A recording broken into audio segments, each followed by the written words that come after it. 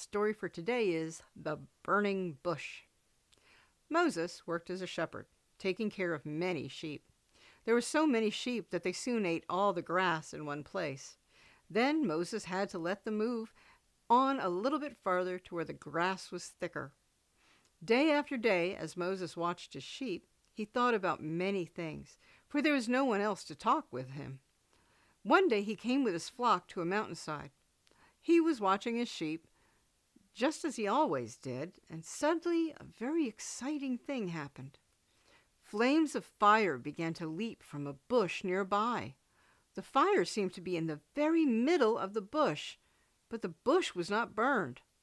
Moses started to go closer to see why this was so. Suddenly a voice said, "Moses! Moses!" He answered, "Here am I." The voice said, "Take off your shoes, for this is holy ground." Then Moses knew that God was talking to him. He stooped down quickly and took off his sandals. Then he hid his face, for he was afraid to look at the burning bush where God was. Moses listened closely as he knelt by the burning bush with his head bowed. He wanted to hear every word that God said. God had chosen Moses for his helper. God had waited for a time when Moses was alone on the mountainside. He chose a quiet place to talk from the bush. God talked for a long time to Moses, while Moses listened. Then Moses talked to God. He had many questions to ask. Moses felt proud that he had been chosen to be God's helper, but he was afraid that he could not do the work well.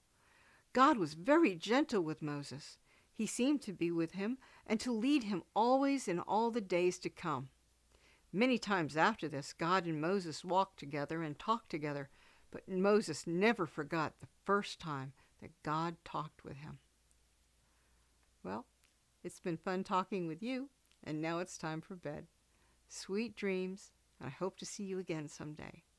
For now, just remember, I love you, and God loves you too. Good night.